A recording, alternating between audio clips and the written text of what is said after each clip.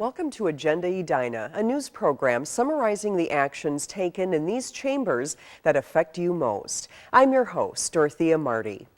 If you've driven down Interlachen Boulevard recently, you've probably noticed no parking anytime signs. The city is installing bike lanes along Interlachen from Vernon Avenue to Blake Road and along Blake Road from Interlachen North to the city limits. Permanent parking prohibitions are required to restripe the roadway for designated bike lanes. The no parking signs have been erected on both sides of Interlachen from Vernon to the city limits on Blake. There is a portion of roadway at the intersection of Blake and Interlachen along Mirror Lake that's not wide enough to allow for bike lanes.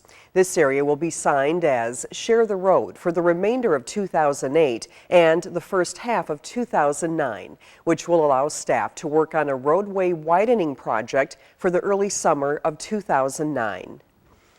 The city's new Energy and Environment Commission has worked all summer to educate residents about ways to reduce their energy consumption. At National Night Out in August, the commission distributed reusable tote bags. Commissioners also offer these 10 tips.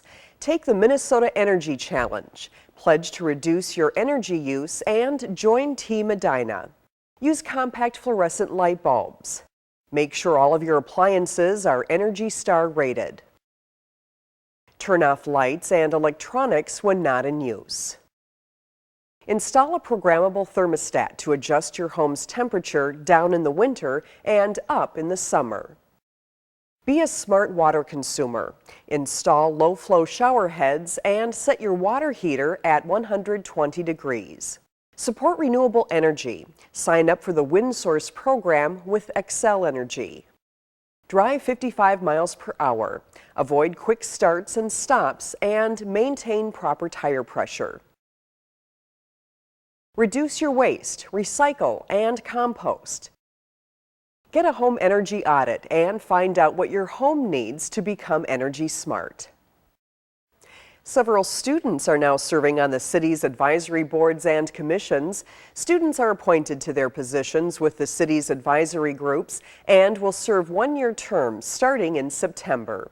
The students appointed include Sharanya Srinivasan, Art Center Board, Dolan Lee, Community Health Committee, Elizabeth Montgomery, Heritage Preservation Board, Shara Motati, Human Rights and Relations Commission, Julie Sirks, Transportation Commission, Patrick Schnettler, Planning Commission, Haley Lee, Energy and Environment Commission, and Benjamin Fox Paduba, Park Board.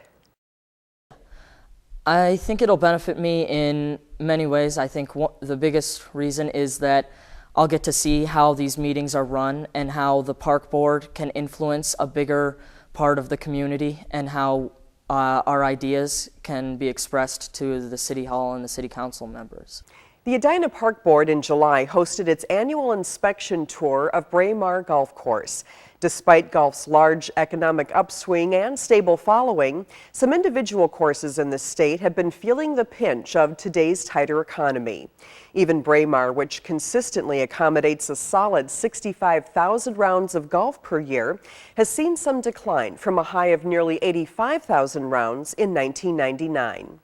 To fill open tee times this year, Braemar began selling non-resident patron cards to Edina business people. During its inspection tour, the Park Board found Braemar to be in excellent condition and is encouraging Braemar's staff to expand its marketing of the course. Edina's mayor, city council members, fire department personnel, and other elected officials were on hand with members of the public for the July 31st ribbon-cutting ceremony celebrating the opening of the newly constructed Fire Station 1. Edina Fire Chief Marty Shearer kicked off the ceremony by introducing elected officials, City Manager Gordon Hughes, Mayor Jim Hovland, and other distinguished guests.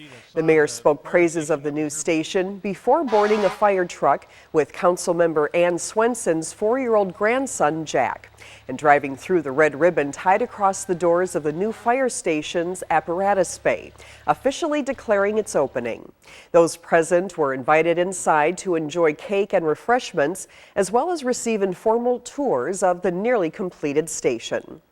Construction of the new fire station began in May 2007 after the 1970s station on the site was razed.